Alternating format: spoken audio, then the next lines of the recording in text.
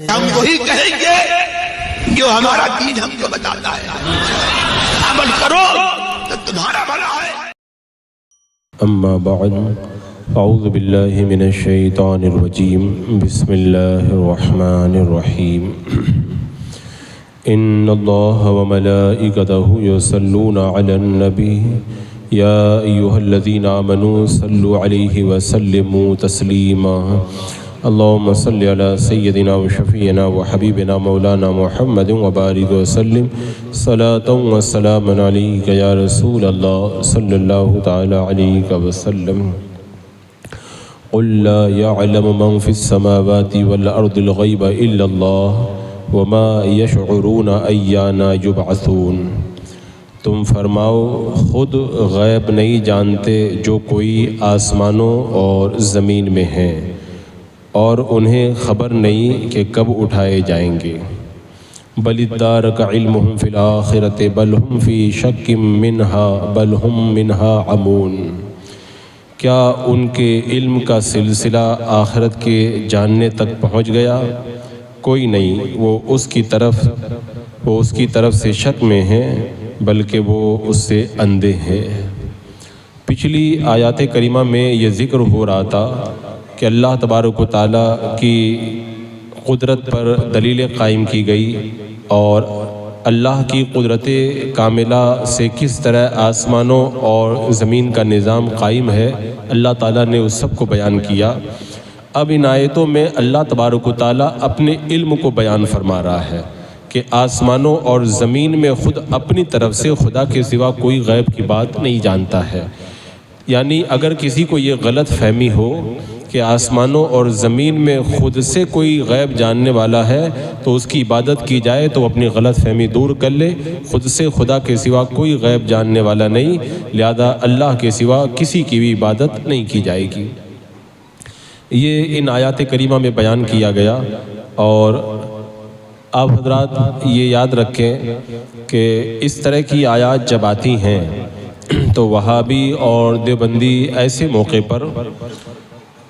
میرے آقا صلی اللہ علیہ وسلم کے علم پر اعتراض ضرور کرتے ہیں ایسے موقع پر۔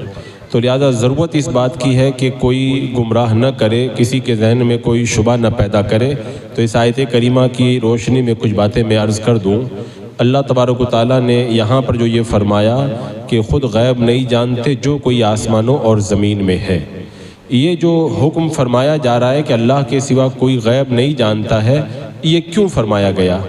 اصل میں اس کی وجہ ہے، اس کا ایک پس منظر ہے، کیونکہ قرآن مقدس کی آیات کریمہ جب نازل ہو رہی تھی اس وقت عرب کے اندر کاہنوں کا بڑا دورہ تھا، اور جادوگر اور اس طرح کے لوگوں کو گمراہ کیا کرتے تھے۔ تو اس آیت کریمہ میں جو علم غیب کا انکار کیا گیا، یا جن آیتوں میں غیر سے علم غیب کا انکار کیا گیا، ان کو اللہ نے کیوں نازل کیا؟ تاکہ عرب کے کاہنوں کے بارے میں جو لوگ غیب کا عقیدہ رکھتے ہیں ان کی تردید ہو جائے۔ انہوں نے سمجھا تھا کہ کاہن بھی غیب جانتے ہیں، نجومی بھی جانتے ہیں، رمال بھی جانتے ہیں، تو کہا کہ یہ کوئی غیب نہیں جانتا ہے۔ تو اللہ تبارک و تعالیٰ نے ان سب سے غیب جاننے کی نفی کی، لیکن وہابیوں اور دیوبندیوں نے اس نفی کو اٹھا کر کے میرے آقا علیہ السلام پر لے جا کر کے فٹ کر دیا۔ یہ ان کی کج فہمی اور ان کی شرارت ہے۔ بہرحال قرآن مقدس کی آیت کریمہ کا مفہوم بیان کرنے سے پہلے ضروری ہے اس بات کا خیال رکھا جائے کہ قرآن کی آیات کا ایسا مفہوم نہ بیان کیا جائے جو دوسری آیتوں کے خلاف ہو جائے، کیونکہ قرآن کا یہ ایک اسلوب ہے کہ سامعین کے دل میں کبھی بھی قرآن مقدس کی وجہ سے غلط فہمی پیدا نہیں ہوتی ہے۔ قرآن پاک میں خود اللہ تعالیٰ نے بیان فرمایا کہ قرآن میں کوئی اختلاف نہیں ہے۔ اللہ تعالیٰ ارشاد فرماتا ہے لو کان من عند غیر اللہ لوجدوا فی اختلافا کثیرا۔ اگر اللہ تعالیٰ کا یہ کلام نہ ہوتا تو تم اس میں ضرور اختلاف اور تضاد پاتے۔ تو تضاد اور اختلاف ہونا یہ اللہ کے کلام کی شان ہے ہی نہیں۔ تو اگر غور و فکر کرو گے تو بعض آیتوں میں ہے کہ اللہ تعالیٰ غیب جانتا ہے، اللہ کے سوا کوئی نہیں جانتا۔ اور بعض دوسری آیتوں کے اندر یہ ہے کہ اللہ کے محبوب بندے غیب کی باتیں جانتے ہیں۔ تو اگر ان دونوں آیتوں میں ٹکراؤ مانا جائے تو یہ تو قرآن کے خلاف ہو جائے گا۔ تو ایسی تفسیر کی جائے، قرآن کا ایسا معنی بیان کیا جائے جس سے تمام آیتیں آپس کے اندر متفق ہو جائیں۔ تو بحمد تعالی ہم اہل سنت و جماعت نے یہاں پر ایک نقطۂ اتفاق نکالا، یعنی جن آیتوں میں یہ کہا گیا ہے کہ اللہ کے سوا کوئی غیب نہیں جانتا، وہاں یہ مراد ہے کہ خود سے کوئی نہیں جانتا، اور جن آیتوں میں یہ فرمایا گیا کہ اللہ کے محبوب بندے غیب جانتے ہیں، ان سے مراد یہ ہے کہ اللہ کی عطا سے جانتے ہیں۔ تو دونوں آیتوں کے اندر جو ٹکراؤ نظر آ رہا تھا وہ ختم ہو گیا، اور ساری آیتوں کا مفہوم بالکل واضح ہو گیا، کیونکہ اللہ تعالیٰ نے یہاں پر فرمایا نا کہ اللہ تبارک و تعالیٰ ہی غیب کی بات جانتا ہے، آسمان اور زمین میں اللہ کے سوا کوئی غیب کی بات نہیں جانتا ہے۔ اور دوسری آیات میں اللہ تعالیٰ نے کیا فرمایا؟ رب تبارک و تعالیٰ دوسری آیات میں ارشاد فرماتا ہے کہ عالم الغیب فلا یظہر علی غیبہ احدا الا من ارتضی من رسول، غیب جاننے والا اپنے غیب پر کسی کو مسلط نہیں کرتا سوائے اپنے پسندیدہ رسولوں کے، یعنی اپنے پسندیدہ رسولوں کو اللہ غیب دیتا ہے۔ اور اسی طرح اللہ تبارک و تعالیٰ نے ایک مقام پر قرآن مقدس کے اندر ارشاد فرمایا وَمَا كَانَ اللَّهُ لِيُطْلِعَكُمْ عَلَى الْغَيْبِ وَلَكِنَّ اللَّهَ يَجْتَبِي مِن رُّسُلِهِ مَن يَشَاءُ۔ اللہ کی شان نہیں ہے عام لوگوں کہ تمہیں غیب کا علم دے، ہاں اللہ چن لیتا ہے اپنے رسولوں میں سے جس کو چاہے۔ تو ایک طرف ہے کہ اللہ چن لیتا ہے، رسولوں کو غیب دیتا ہے، دوسری طرف خدا کے سوا کوئی غیب نہیں جانتا ہے۔ تو پتہ چلا کہ ان آیات کا مفہوم ایک بنانے کے لیے یہ بتانا ضروری ہے، جن آیتوں میں فرمایا گیا خدا کے سوا کوئی نہیں جانتا، خود سے نہیں جانتا، جن آیتوں میں ہے کہ اللہ کے نبی جانتے ہیں، مطلب اللہ کے بتانے سے جانتے ہیں، تو دونوں کا مطلب بالکل واضح ہو گیا۔ اور اس حوالے سے قرآن و سنت کی جو آیات ہیں، جو احادیث ہیں، انہیں آپ دیکھیں گے تو خود یہ بات اچھے طریقے سے واضح ہو جاتی ہے، مگر وہابیوں نے معاذ اللہ یہاں ان آیتوں کو لے کے میرے آقا کے علم پاک کا انکار کیا۔ حضرت قاضی عیاض رحمۃ اللہ تعالیٰ علیہ فرماتے ہیں کہ اللہ کے رسول علیہ السلام کو جتنے غیب بتائے گئے، اس باب میں احادیث کا ایک سمندر ہے، اتنی حدیثیں ہیں کہ حدیثوں کا سمندر ہے جس کی گہرائی کا اندازہ کر ہی نہیں سکتا بندہ کوئی۔ اللہ نے اپنے حبیب کو اتنا غیب عطا فرمایا ہے۔ حضرت حذیفہ رضی اللہ تعالیٰ عنہ بیان کرتے ہیں اللہ کے رسول علیہ السلام ہمارے درمیان تشریف لائے، قیامت تک جو کچھ بھی ہونے والا تھا آپ نے اس میں سے کسی کو نہیں چھوڑا، سب کچھ بیان کر دیا، جس نے یاد رکھا اس نے یاد رکھا، جس نے بھلا دیا اس نے بھلا دیا۔ اور فرمایا میرے ان اصحاب کو ان کا علم ہے، اور ان میں سے کئی ایسی چیزیں واقع ہوئی ہیں جن کو میں بھول چکا تھا، لیکن جب میں نے دیکھا تو مجھے یاد آ گئی۔ میرے آقا نے پہلے ہی بتا دیا تھا لیکن میں بھول گیا تھا، جب دیکھا تو یاد آیا، ہاں اللہ کے رسول نے یہ بھی بتایا تھا، یہ بھی بتایا تھا، یہ بھی بتایا تھا۔ اور حضرت ابو زید عمرو بن اخطب رضی اللہ تعالیٰ عنہ بیان کرتے ہیں اللہ کے رسول علیہ السلام نے ہم کو فجر کی نماز پڑھائی، ممبر پر جلوہ افروز ہوئے، پھر آپ نے ہمیں خطبہ دیا، ظہر کا وقت آ گیا، زور تک خطبہ دیا، آپ ممبر سے اترے، نماز پڑھائی، پھر ممبر پر چڑھ گئے، خطبہ دیا، عصر کا وقت ہو گیا، پھر آپ ممبر سے اترے، نماز پڑھائی، پھر ممبر پہ تشریف لے گئے، خطبہ دیا، سورج ڈوب گیا۔ فجر کے وقت سے لے کے سورج ڈوبنے تک تقریر فرمائی آپ نے۔ پھر آپ نے ہمیں ما کانا وما یکون، جو ہو چکا ہے، جو ہونے والا ہے، وہ ساری خبریں اللہ کے رسول نے ہم کو بتا دی۔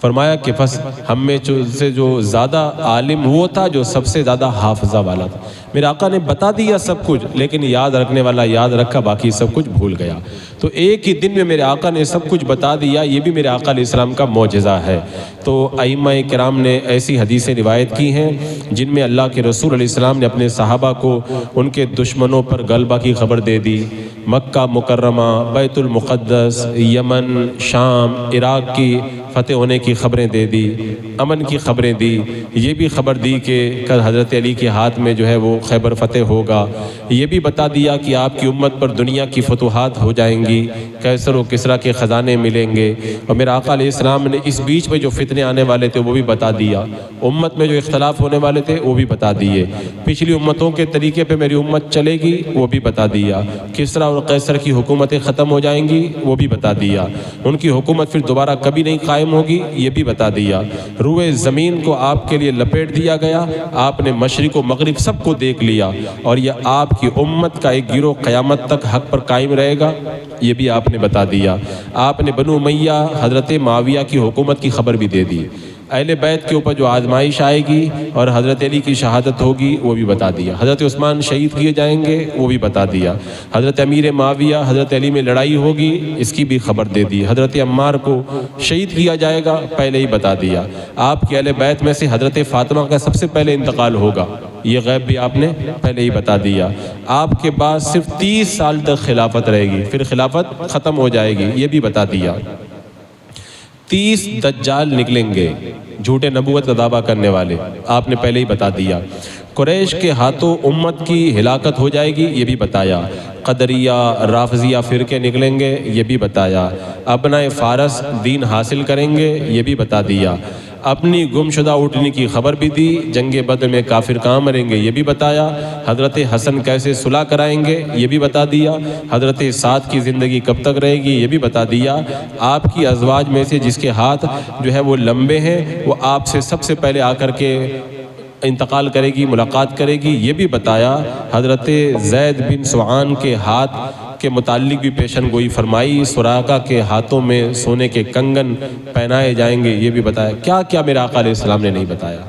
خبریں اور ائمہ نے فرمایا نا کہ اتنا حدیثوں میں موجود ہے ایسا لگتا ہے جیسے وہ ایک سمندر ہے اس کی گہرائی کا اندازہ ہی نہیں کیا جا ہے، اتنی غیب کی خبروں کا ایک سمندر ہے، لیکن وہابی پھر بھی مانتا نہیں ہے، وہابی ایک ایسی قوم ہے جو عقل سے بالکل پیدل ہے، یہ لوگ عقل کے پیچھے لاٹھی لے کر کے گھومتے ہیں، تبھی تو اتنی حدیثوں کو ہوتے ہوئے بھی جو ہے وہ میرے آقا علیہ السلام کے علم غیب کا انکار کرتے ہوئے نظر آتے ہیں، اور اس حوالے سے آپ حدیثیں دیکھیں، حضرت ابو زید رضی اللہ تعالیٰ عنہ ارشاد فرماتے ہیں اللہ کے رسول علیہ السلام نے فجر کی نماز پڑھائی، ممبر پہ خطبہ دیا، ظہر کا وقت آیا، اب ایک حدیث آپ نے سنی تھی، یہ دوسری حدیث،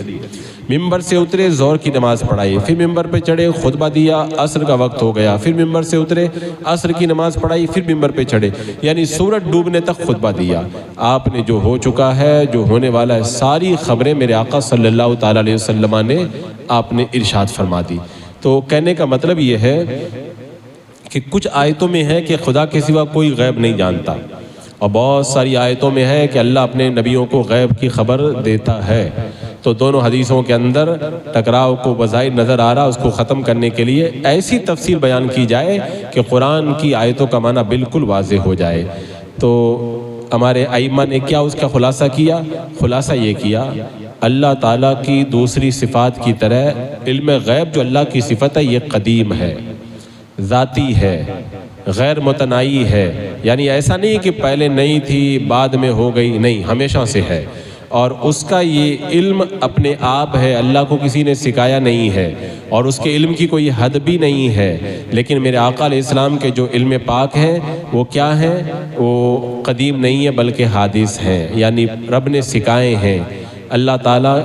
نے عطا کیا ہے، میرے آقا علیہ السلام کا علم غیر متناہی نہیں ہے بلکہ ایک اس کی حد کے اندر ہے، اور یہ بھی یاد رکھا جائے کہ میرے آقا علیہ السلام کا جو یہ علم ہے یہ حد میں جو علم ہے نا وہ بھی اتنا زیادہ ہے کہ بندہ جو ہے اس کا کبھی اندازہ لگا ہی نہیں سکتا ہے، اس حوالے سے ہمارے علماء کرام اور ائمہ کرام نے جتنی دلیلیں پیش فرمائی میں نے اس میں سے کچھ دلیلیں ایک موقع پر آپ کے سامنے رکھی تھی، اس کا خلاصہ میں آپ کے سامنے رکھ دیتا ہوں چند جملوں میں تاکہ کوئی آپ کو گمراہ نہ کرے۔ پہلی بات تو یہ ہے غیب وہ ہوتا ہے جو حواس سے غائب ہو، نہ آنکھوں سے نظر آئے، نہ کانوں سے سنائی دے، نہ اس کو سونگ کر کے پتہ لگا سکے، نہ چک کر کے پتہ لگا سکے، حواس سے پتہ نہ لگا سکے، اور بدات عقل سے، جیسے برف ٹھنڈا ہے ہم عقلی طور پہ جانتے ہیں تو یہ غیب نہیں ہے، تو بدات عقل سے بھی حاصل نہ ہو۔ دوسری بات، میرے آقا علیہ السلام نبی ہیں، اور نبی کا معنی کیا ہوتا ہے؟ نبوت کا معنی ہوتا ہے الاطلاع علی الغیب، نبوت کا معنی یہ ہوتا ہے غیب پر مطلع ہونا، نبی کا معنی ہوتا ہے غیب کا جاننے والا ہونا۔ کتنے تعجب کی بات ہے، کوئی بندہ کہے چاند ہے چاندنی نہیں ہے، سورج ہے لیکن روشنی کو میں نہیں مانتا، پھول کو مانتا ہوں خوشبو کو نہیں مانتا، لوگ کہیں گے پاگل ہے۔ تو جیسے چاند کے لیے چاندنی ضروری، سورج کے لیے روشنی ضروری، پھول کے لیے خوشبو ضروری، ایسے ہی نبی کا معنی ہی ہوتا ہے ڈکشنری میں غیب جاننے والا، تو نبی کے لیے غیب جاننا بھی ضروری ہے۔ تو اب اس کے بعد اگر کوئی نبی کے لیے غیب کا انکار کرے تو چاند سے چاندنی کا انکار کر رہا ہے، سورج کی روشنی کا انکار کر رہا ہے، پھول کی خوشبو کا انکار کر رہا ہے۔ اور پھر دوسری بات یہ ہے کہ اللہ تعالیٰ نے قرآن پاک میں فرمایا وَنَزَّلْنَا عَلَيْكَ الْكِتَابَ تِبْيَانًا لِكُلِّ شَيْءٍ، اے محبوب ہم نے تم پر قرآن اتارا کہ ہر چیز کا روشن بیان ہے۔ قرآن میں سب کچھ بیان کر دیا۔ کیا بیان کیا؟ ما فرطنا فی الکتاب من شیء، اللہ فرماتا ہم نے کتاب میں کچھ اٹھا نہ رکھا، سب کچھ قرآن میں بیان کر دیا۔ اور لوح محفوظ بھی قرآن میں بیان کر دی، جنت اور جہنم، عرش و کرسی، سب چیزیں اس کے اندر آ گئی۔ اور لوح محفوظ کے بارے میں اللہ تعالیٰ کیا فرماتا ہے؟ وَكُلُّ صَغِيرٍ وَكَبِيرٍ مُسْتَطَرٍ، ہر چھوٹی بڑی چیز لکھی ہوئی ہے۔ اور رب فرماتا ہے وَلَا حَبَّةٍ فِي ظُلُمَاتِ الْأَرْضِ وَلَا رَطْبٍ وَلَا يَابِسٍ إِلَّا فِي كِتَابٍ مُبِينٍ، زمین کی اندھیریوں میں، خشک و تر میں جو دانا ہوتا ہے نا، دانا، وہ بھی اس کے اندر لکھا ہوا ہے۔ تو سب کچھ لکھا ہوا ہے، اور اللہ نے یہ سب کچھ علم لوح محفوظ کا اپنے حبیب کو عطا فرما دیا، قرآن کا علم اپنے حبیب کو عطا فرما دیا۔ تو ہر دانے دانے کا علم میرے آقا علیہ السلام کو ہے، ہر پتے پتے کا علم ہے، ذرے ذرے کا علم ہے، کائنات کے گوشے گوشے کا علم ہے۔ اب اگر کوئی یہ کہتا ہے کہ سرکار نے یہ تو نہیں بتایا، وہ تو نہیں بتایا، صحابہ نے یہ پوچھا تو یہ نہیں بتایا، تو میں کہتا ہوں اگر کبھی نہیں بتایا تو قرآن نازل ہونے سے پہلے کا واقعہ ہوگا۔ جب قرآن پورا اتر گیا تو آپ کا علم غیب بھی مکمل ہو گیا۔ اس کے بعد میں کوئی ایسی روایت بتاؤ کہ میرے آقا نے نہ بتایا ہو، اس کے بعد جو پوچھا سب بتا دیا۔ اور اگر نہیں بتایا تو کوئی مصلحت رہی ہوگی، کوئی نہ کوئی حکمت ہوگی اس میں۔ اور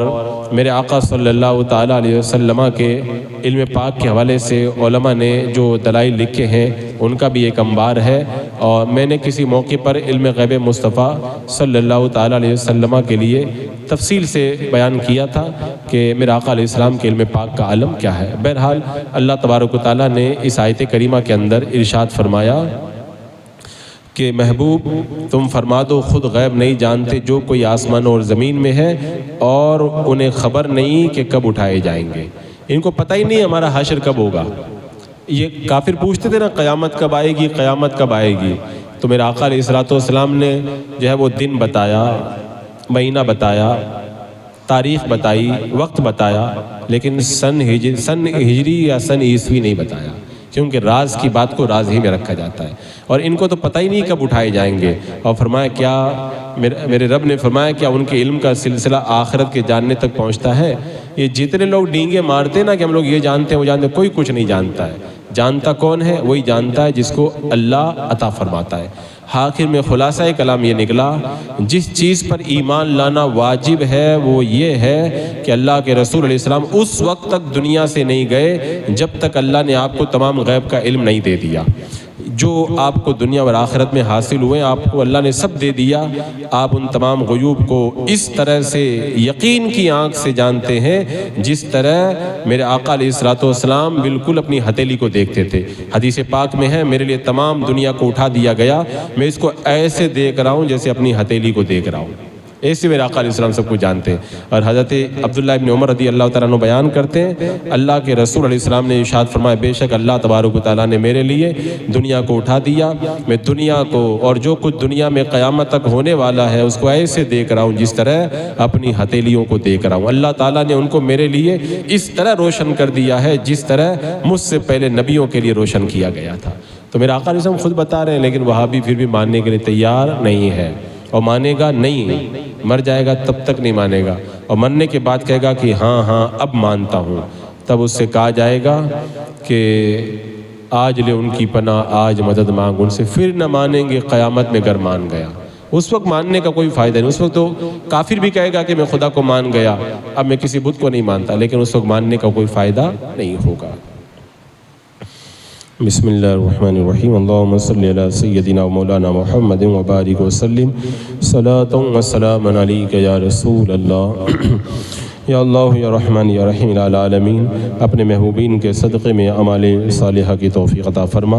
تیرے محبوب علیہ السلام کا سچا عشق ہمارے دلوں میں پیدا فرما، فضائل مصطفیٰ، کمالات مصطفیٰ، میرا آقا علیہ السلام کے مراتب اور آپ کا مقام و رتبہ اللہ سب پر ہمیں کامل ایمان رکھنے کی توفیق عطا فرما، ایمان پہ زندگی، ایمانی پر موت عطا فرما۔ ربنا تقبل منا انك انت السميع العليم وتب علينا انك انت التواب الرحيم۔ ان الله وملائكته يصلون على النبي يا ايها الذين امنوا صلوا عليه وسلموا تسليما۔